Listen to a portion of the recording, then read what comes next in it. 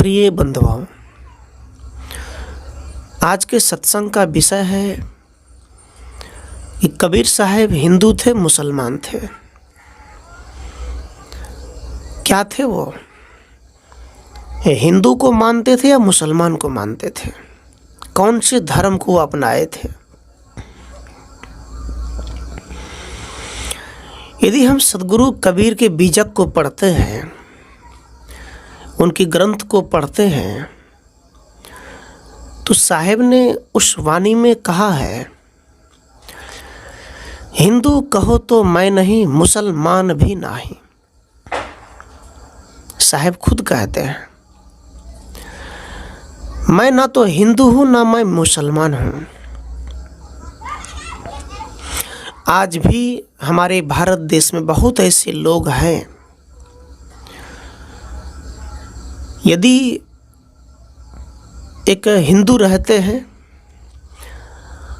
और उसके बगल में कोई कबीर साहब से जुड़े विचारधारा के लोग हैं, यदि वो पूजा नहीं करते हैं, यदि वो छठ नहीं करते हैं, त्योहार नहीं करते हैं, दीपावली नहीं मनाते हैं, या फिर गंगा में डुबकी नहीं लगाते हैं, यदि वो किसी भी तीर्थ व्रत में नहीं जाते हैं, किसी मूर्ति के सामने नहीं झुकते हैं,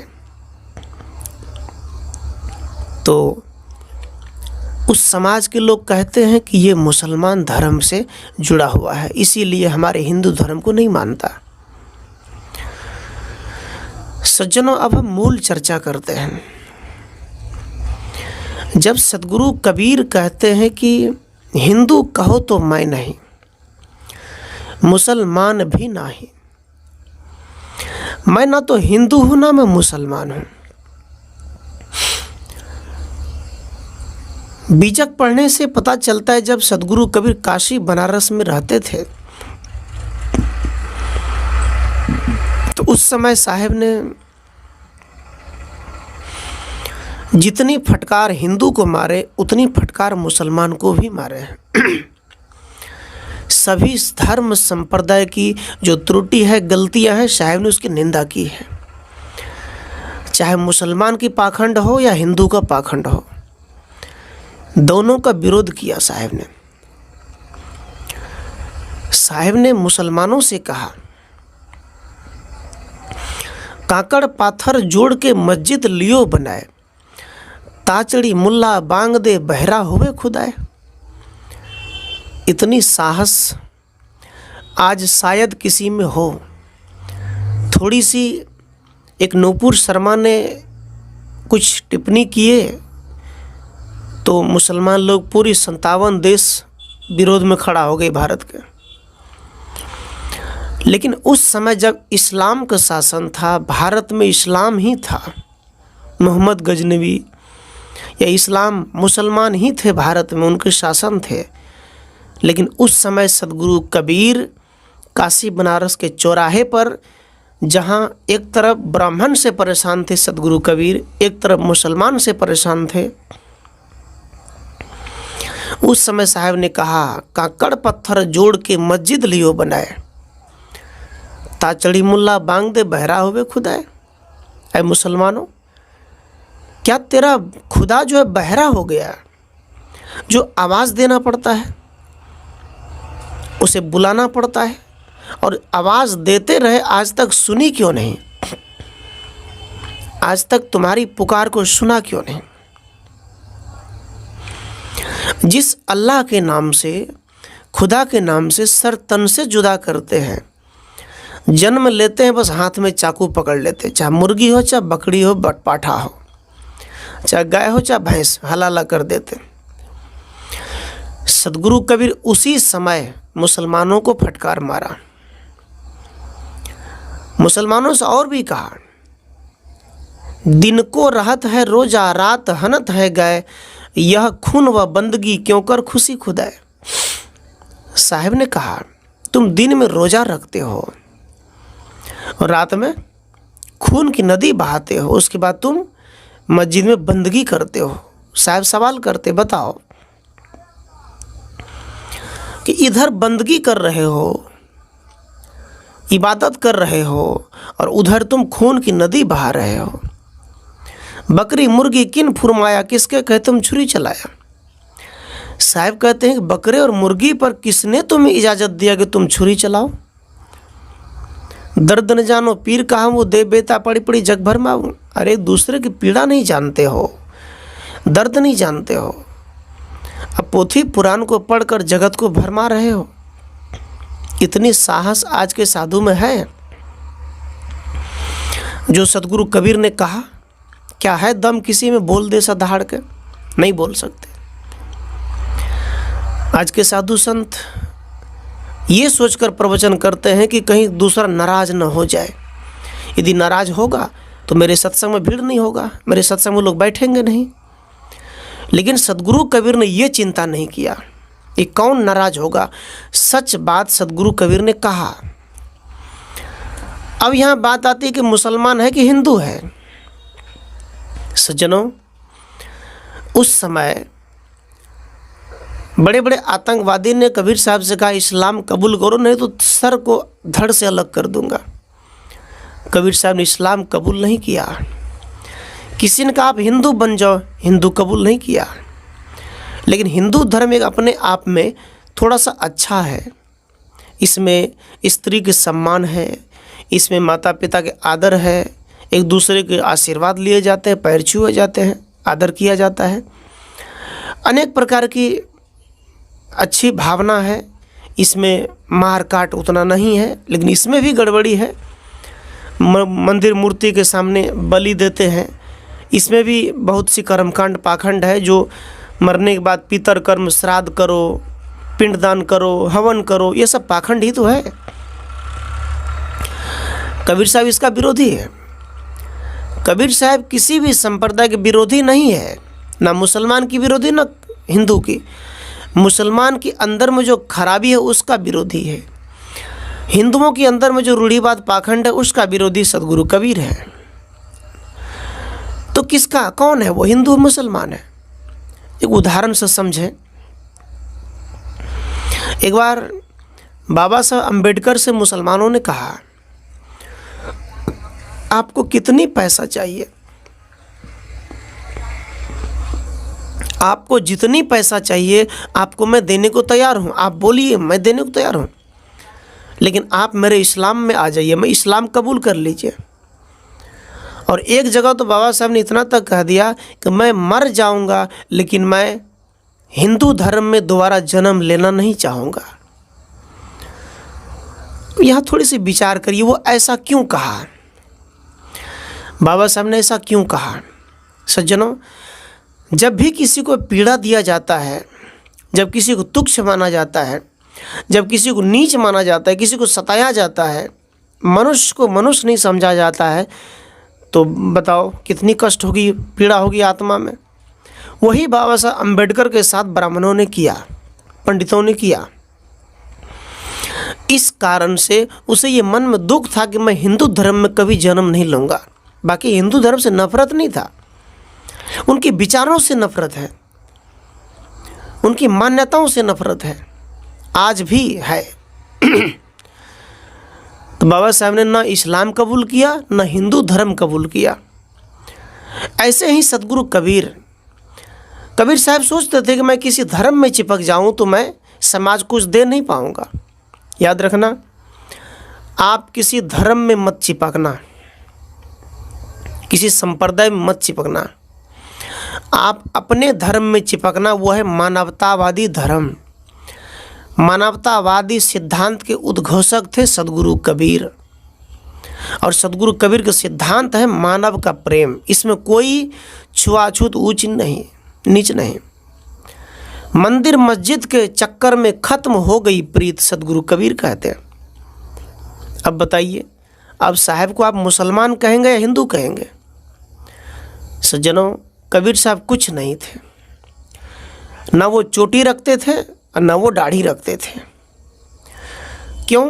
क्योंकि ना तो चोटी से आप इंसान कहलाओगे, ना दाढ़ी से मुसलमान कहलाओगे, ना चोटी सिखा से हिंदू कहलाओगे। तुम अपने कर्म संस्कार से मानव कहला सकते हो। यदि चोटी सिखा या दाढ़ी रख लो तो कोई फायदा नहीं। कोई पगड़ी पहन के सिख बना बैठा है, तो कोई टोपी पहन के मुसलमान बना बैठा है, कोई सीखा रख के हिंदू बना बैठा है, कोई तिलक लगाकर ब्राह्मण बना बैठा है। सदगुरु कबीर इसका सख्त विरोधी थे। आज भी ऐसे लोग हैं पड़ोस में। यदि हम गंगा में स्नान नहीं करते हैं, यदि हम तीर्थों में नहीं जाते हैं, या किसी मूर्ति के सामने नहीं झुकते हैं, मूर्ति के सामने क्यों झुके हैं, ये भी बात है। झुकना ही नहीं चाहिए। यदि आप ज्ञानी हैं तो सदगुरु कबीर साहब की मूर्ति है तो कबीर साहब कहते तुम मेरे भी मूर्ति के सामने मत झुको, क्योंकि वहाँ झुकने से तुम्हारा कल्याण नहीं होगा। बस मेरी विचारों को तुम पी जाओ, मेरे विचारों पर 100% चलो तुम, और जैसा मैं चला हूँ वैसा तुम चलो, जरूर लाभ होगा। एक आदमी सदगुरु कबीर से पूछा कि आप जिस तरह सुखी हैं वैसे समाज कैसे सुखी हो सकता है? तो साहब ने कहा, जो तू चाहे मुझको छाड़ सकल की आस, मुझ ही ऐसा होए रहो सब सुख तेरे पास। यदि तुम मुझे चाहते हो, यदि तुम हमसे प्रेम करते हो, यदि मैं तुम्हारे हृदय में हूँ और तुम मेरी हृदय में हो, यदि तुम मेरी विचारों को याद करते हो, तो याद रखना मैं जैसा हूँ वैसा बन जाओ। भले मैं गरीब हूँ, भले मैं साधारण हूँ, लेकिन तुम मेरे जैसा बन कर देखो, वो सुख तुम्हारे पास आएगा। मैं पक्षपाती नहीं हूँ, मैं कर्मकांडी नहीं हूँ, मैं तीरथ व्रत पे भरोसा नहीं करता, मैं मंदिरों में भगवान नहीं खोजता। मैं तो सर्वशक्तिमान, मैं अपने में भगवान, मैं खुद अपने आप को जानता हूँ। तुम भी जानो वैसा करो, तुम भी सुखी हो जाओगे। आदमी आज सुखी इसलिए नहीं हो पा रहा है क्योंकि वो हाथ बाहर फैला रहा है। उनकी आंखें, नज़र बाहर की दिशा में खुली है कि कोई हो जो दर्शन दे। कोई तो है, लेकिन साहब कहते कोई नहीं, दूर तक कोई नहीं, कभी नहीं मिल सकता तुम्हें। सज्जनों, सदगुरु कबीर जैसे क्रांति संत शायद ही कोई हो सके, लेकिन हम उसी को नहीं समझ पाए। आज के हिंदू परंपरा के लोग, आज के ब्राह्मण लोग यदि कबीर के विचार को सुन ले या कबीर के पंडाल में बैठ जाए, यदि कबीर की कुछ सच्चा प्रवचन हो जाए, तो शायद उसे तिलमिला के भागना पड़ सकता है। ऐसा है सदगुरु कबीर की हथौड़ा, बर्दाश्त नहीं कर पाओगे। अरे जहाँ तुम्हें भूत लगती है वहाँ सदगुरु कबीर लगने ही नहीं देता है। जहाँ तुम बाहर से मंत्र तंत्र ब्राह्मणों के पास जाकर मुक्ति लेते हो, सदगुरु कबीर तुम्हें स्वयं मुक्त देता है। तुम स्वयं मुक्ति पाओ, कहीं जाओ मत। हम कहाँ जा रहे हैं? हम हिंदू मुस्लिम में जा रहे हैं। कहते कबीरपंथी सफ़ेद वस्त्र पहनते, सफ़ेद कपड़े पहनते, क्यों? कारण क्या है? हमारे भारत के ध्वज में भी 3 रंग है। आप ध्यान से देखिए कि भारत का जो तिरंगा है, राष्ट्रीय ध्वज, जब हम 15 अगस्त को फहराते हैं झंडा, उसमें एक सफ़ेद कलर भी है। ऐसा नहीं है कि आप सफ़ेद वस्त्र पहन लिए तो आप कबीरपंथी हो गए। आज मुसलमान भी सफ़ेद वस्त्र कई सभी मुसलमान पहनते हैं, लेकिन उसके हाथ में क्या है? चाकू है। और राजनेता जितने होते हैं सफ़ेद वस्त्र में होते हैं। एक बात याद रखना, सफ़ेद वस्त्र पहनना ये तुम्हारी पहचान नहीं है, ये कबीर का पहचान नहीं है। सफ़ेद वस्त्र पहन लिए, बकरे को टांग दिए, मारना शुरू कर दिए। मुसलमान तो यही करता है ना, सफ़ेद वस्त्र पहन लेता है, बस गोली बंदूक तलवार चाकू चलाना शुरू करता है। क्या मिला? लेकिन साहेब कबीर सफ़ेद वस्त्र को एक शांति का प्रतीक बताते हैं। सफ़ेद मतलब कोई चमक दमक नहीं, एकदम सादा सीधा सादा, जैसे सादा भोजन, उसमें ज़्यादा मिर्च मसाले नहीं होते हैं, एकदम स्वादिष्ट भोजन होते हैं। जिसमें तले भुजे होते हैं वो अशांति, मन को विचलित करने वाला भोजन होता है। लेकिन साहब कहते हैं सफ़ेद वस्त्र जो है शांति का प्रतीक है। आप तिरंगा में देख लो जाकर, सफ़ेद वस्त्र पहनना अर्थात अपने जीवन को सादा और उच्च विचार बना लेना, उच्च कोटि का, उच्च चिंतन, अच्छा चिंतन सफ़ेद वस्त्र है। लेकिन लोग क्या कहते, अरे उसके कोई मर गए इसीलिए पहना है, उसके माँ मर गई या तो बाप मर गए इसीलिए वो सफ़ेद वस्त्र पहन लिया, मतलब मुर्दा की पहचान। यदि आपको सफ़ेद वस्त्र से इतनी नफरत है तो याद रखना, जब आप मरते हैं ये सफ़ेद वस्त्र आपको पहनना ही पड़ता है। आप फिर आप कबीरपंथी हो गए। आप जीवन भर कबीर के विचारों का विरोध कर लो, लेकिन एक दिन जब मर जाओगे तो आपको सफ़ेद व कफन ही दिया जाता है। यही सच्चाई है, मतलब सत्य शांति सच्चाई है आपके जीवन का। ये हिंदू मुसलमान सच्चाई नहीं है। याद रखना, आपके गंगा में स्नान करना, मंदिर जाना, पूजा करना, ये कोई पूजा पत्ती नहीं, ये तो कर्मकांड है। यदि हम ये नहीं करते हैं तो आप क्या बोलते हैं, अरे इसको तो समाज से तिरस्कार करो, ये तो मुसलमान धर्म अपना लिए तो मुस्लिम है। क्या पाखंड करते हो। अरे कबीर जहाँ भ्रम छुड़ाने की बात करते वहाँ तुम भ्रम में पड़ते जा रहे हो, भ्रम में जा रहे हो। अब हिंदुओं के लिए सदगुरु कबीर ने कितनी फटकार मारी। साहब ने कहा, जो तो ब्राह्मण ब्राह्मणी को जाया और राह दे काहे न आया। साहब कबीर कहते हैं यदि तुम ब्राह्मण ही जन्म से पैदा हुए हो तो तुम दूसरे रास्ते से पैदा हो जाते। एक ही गर्भ से हर मनुष्य पैदा होता है। अब विचार करिए कि उसमें कौन ब्राह्मण, कौन नीच, कौन शूद्र, कौन अछूत, कौन पवित्र, कोई तो नहीं है, कभी नहीं हो सकता ना। एक रजबीज से बना। लेकिन साहब कहते हैं ये पंडित लोग जनेऊ पहनकर, धारण करके, थोड़ी सी तिलक लगाकर, थोड़ी सी पूजा कर लिए तो कहते मैं श्रेष्ठ हूँ। सज्जनों, संत रविदास जी कहते हैं, रविदास ब्राह्मण मत पूजिए जो होवे गुणहीन। क्या कहते हैं, रविदास ब्राह्मण मत पूजिए जो होवे गुण प्रवीण, गुणहीन। सदगुरु कहते हैं यदि ब्राह्मण कैसा भी हो तो कहते उनकी पूजा होनी चाहिए।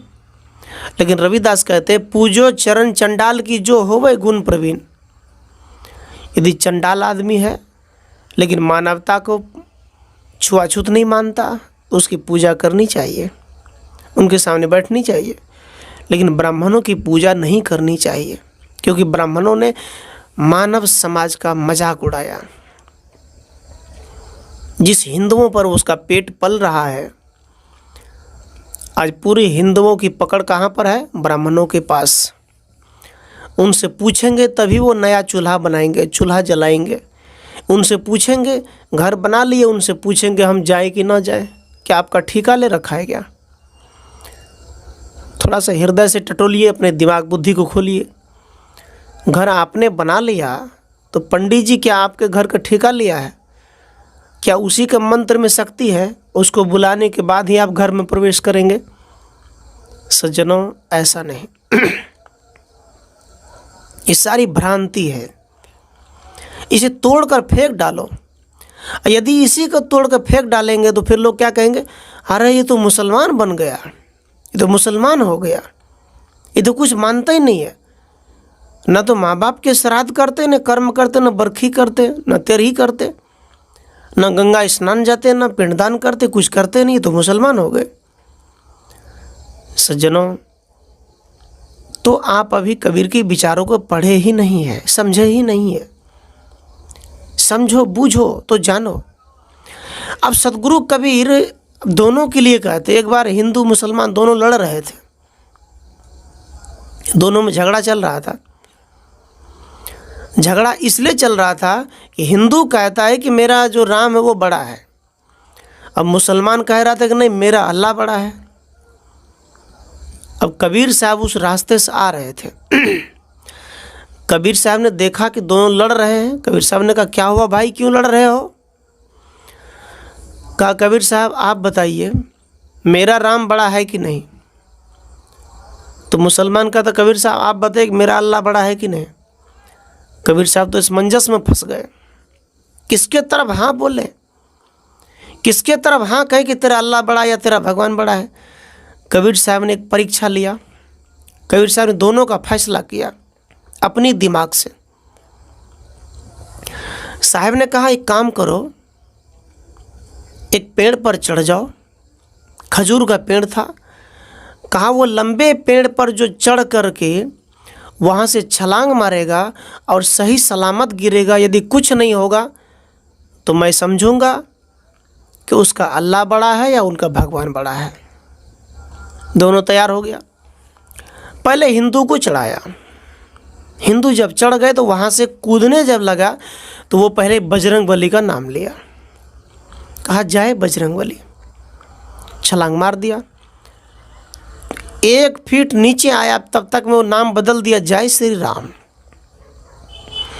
अब बजरंगबली उनको बचाने के लिए आने ही वाला था, तब तक वो श्री राम का नाम ले लिया। तो बजरंगबली वापिस हो गए।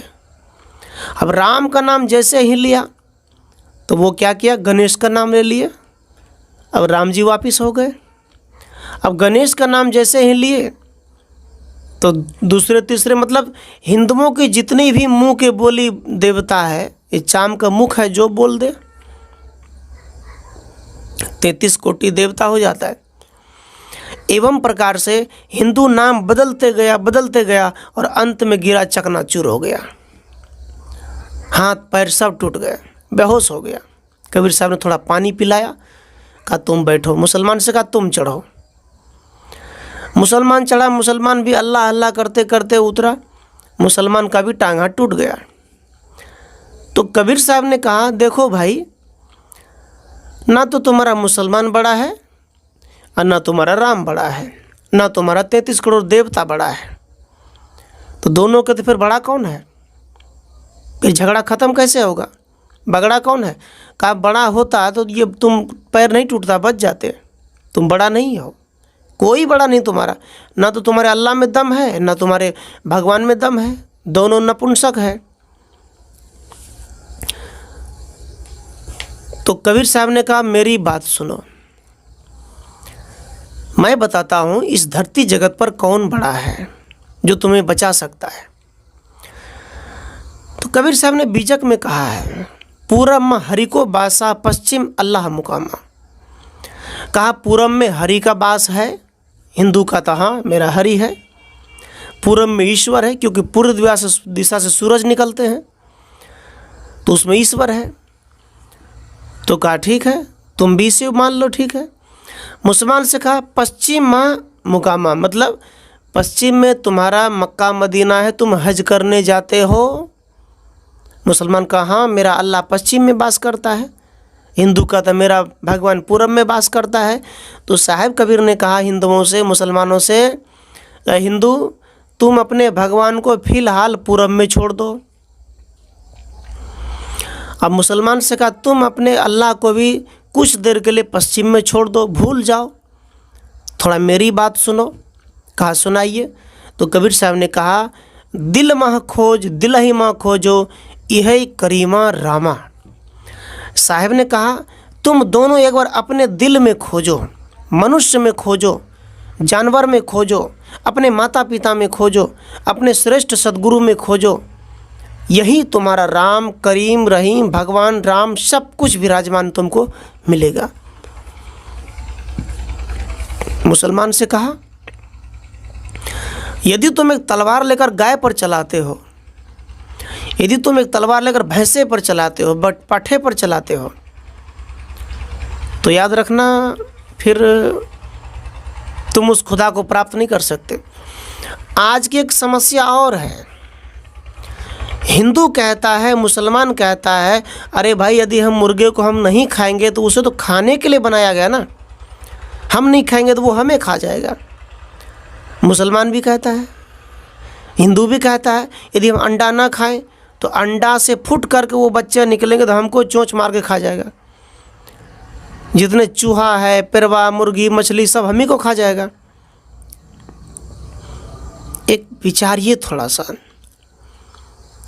अरे एक मछली बेचारी पानी में है, वो पानी में रहती है, क्या वो उसमें से निकलकर आपको खा जाएंगे? गजब मूर्ख बनाते हैं जी आप लोगों को। इसीलिए हिंदू धर्म से और मुसलमान धर्म से ज्ञानी और जो आत्मज्ञानी उसे नफरत हो गया। कितनी विडंबना है। मतलब मछली जो है नदी से निकलकर आपको खा जाएंगे, हिंदू को खा जाएगा। एक यदि मुर्गे को हम नहीं खाएंगे तो मुर्गा आपको खा जाएंगे, यदि आप अंडे को नहीं खाएंगे तो आपको खा जाएंगे। अरे जब दशहरा का समय आता है मेला का, तो सभी मुर्गे मछली कहते प्रभु बख्श देना, नहीं तो ये लोग पता नहीं क्या करेंगे। होली का समय आता है, दीपावली का समय आता है, तो मनाता तो दीपावली है, मनाता तो होली है, लेकिन उस दिन मुर्गा, परवा, जीव जंतु को मार के खा जाता है। यही हिंदू धर्म है क्या? अरे ये हिंदू धर्म नहीं, ये पाखंडवाद है। हिंदू धर्म को बदनाम करने वाले तुम लोग हो। तुम लोग बोलते हो कबीरपंथी बदनाम करते हैं, नहीं करते। साहब कहते हैं, मुसलमान भी कहता है, अरे अल्लाह ने छोटे छोटे जीव को हमारे खाने के लिए बनाया है। क्या खाने के लिए बनाया है? अब मान लीजिए यदि आप एक बकरी को पालते हैं, अब बकरी को पालते हैं तो पाले तभी तो 5-6 हुआ, यदि नहीं पालेंगे तो बड़ा नहीं हुआ। मान लो आप शादी कर लिए, तो शादी के तो बच्चे तो होंगे ही, यदि आप शादी नहीं करते तो बच्चे नहीं होते। मतलब आप खुद कुछ करते हैं तो होता है, आप खुद माया को पालते हैं तो माया बढ़ती है। अब इसमें अल्लाह और भगवान क्या करेगा? कुछ नहीं कर सकता ना। लेकिन आज भी ऐसे लोग हैं हमारे समाज में जो कहते हैं हम नहीं खाएंगे तो वो हम ही को खा जाएगा। सज्जनों, ये मूर्ख बनाना छोड़ दो, ऐसा नहीं है। अरे मनुष्य एक मनन चिंतनशील प्राणी, मननाथ मनुष्य, एक मनन शक्ति तुम्हारे पास है, इसलिए तुम महान कहलाते हो। लेकिन तुम अपने कर्मों को इतना नीच कर लिए हो कि जानवर से भी बेहतर जीवन तुम जीते हो। ऐसा जीवन तो कुत्ता तक नहीं जीते जैसा जीवन मनुष्य जी रहा आज। सज्जनों, ये हिंदू और मुसलमान से कबीर साहब परे हैं। हिंदू मुसलमान के चक्कर में सदगुरु कबीर नहीं है और ना ही रहेंगे। ये कुछ नहीं है। आप विचार सकते हैं कि जब सदगुरु कबीर को नीरू नीमा ने प्राप्त किया और नीरू नीमा जब घर ले गए और कबीर साहब को जब होश आया, बड़े हो गए, जब नीरू नीमा बूढ़े हो गए, तो कबीर साहब ने संकल्प लिया कि जिसने मुझे पाला है हम आजीवन उसकी सेवा करेंगे। और कबीर साहब ने अपने नीरू नीमा के बूढ़े अवस्था में भी खूब सेवा किया। दोनों को माँ बाप मान करके बढ़िया सेवा किया और कपड़े बुन करके उसे खिलाया। क्या आप ऐसा करते हैं? आप ऐसा करते हैं क्या? कबीर जैसे संत संदेश देते हैं कि तुम अपनी माता पिता की सेवा करो। वो सदगुरु कबीर संदेश दे रहे हैं। आप कबीर का विरोधी हैं? कबीर के विचारों को दबाना चाहते हैं? अरे आप 12 घंटे ड्यूटी करते थे, अब कबीर जैसे संत ने आपको 8 घंटे दिया। आप जब किसी का नौकरी करते थे, यदि भूल से कोई गलती हो जाते थे तो मालिक आपको चाबुक से बांध कर मारते थे, घोड़े की पूंछ में लटका के रेस उड़ाते थे, आपके खून निकाल देते थे। दास प्रथा को मुक्त किया सदगुरु कबीर ने। अरे गले में हंडी टांग कर चलते थे, पूंछ में पिछवाड़े में झाड़ू बांध कर चलते थे, ये आपकी पहचान थी। आपको ज़मीन पर बैठा दिया जाता था, ऐसा ब्राह्मण पंडित बड़े बड़े लोग करते थे आपके साथ। आप कबीर के विचारों को दबाना चाहते हैं, हिंदू मुस्लिम बनाना चाहते हैं। कबीर साहब ना तो हिंदू है ना मुसलमान, एक सच्चा पक्का इंसान है, एक सच्चे संत हैं जो आज ऐसे निडर संत शायद ही कोई पैदा ले सकता है, नहीं हो सकता। आज बड़े बड़े पंडाल लगते हैं, बड़े बड़े साधु का, इतना बड़ा 10-10 हज़ार लाखों भीड़ होती है पंडाल में, लेकिन उस साधु के पास इतनी हिम्मत नहीं कि मैं खुल के बोल सकूं प्रवचन, लेकिन सदगुरु कबीर ने बोल दिया। आज की विडंबना है। सज्जनों, मैं निवेदन करता हूँ, यदि बड़े बड़े संत, हम तो छोटे मोटे संत हैं जो मेरी विचारों का आप सुनते हैं, लेकिन बड़े बड़े महापुरुष जिस मंच पर बैठते हैं, वो महापुरुष यदि सदगुरु कबीर के विचारों को रखें तो समाज बदल सकता है, लेकिन नहीं रखते, वो नहीं बोलते, बस खिस्सा कहानी कहकर आदमी को मनोरंजन करके मंच की बातें खत्म हो जाती है। सज्जनों, सदगुरु कबीर ने समाज को बदला है और सदगुरु कबीर ने दुख पाया है। सदगुरु कबीर को कम पीड़ा नहीं दिया गया। हम तो आज ऐश और मौज से जी रहे हैं, लेकिन कबीर साहब ऐसा नहीं, बहुत कष्ट झेल कर इतनी सारी बातें हम समाज को दिया। तो हम उसे हिंदू और मुसलमान से न जोड़ें। वो एक पक्का इंसान थे, मनुष्य थे, और मनुष्य के रूप में वो बहुत बड़े महान संत थे जिन्होंने सबको बदल दिया। परमात्मा थे, ईश्वर थे, जो समाज को रास्ता बताया, लेकिन हम नहीं ले पाते। हम तो खुद ज्ञानी बने बैठे हैं। तो मैं कुछ देर निवेदन किया आप सबके बीच कि कबीर साहब ना हिंदू है ना मुसलमान है, वो किसी धर्म से नहीं चिपका है।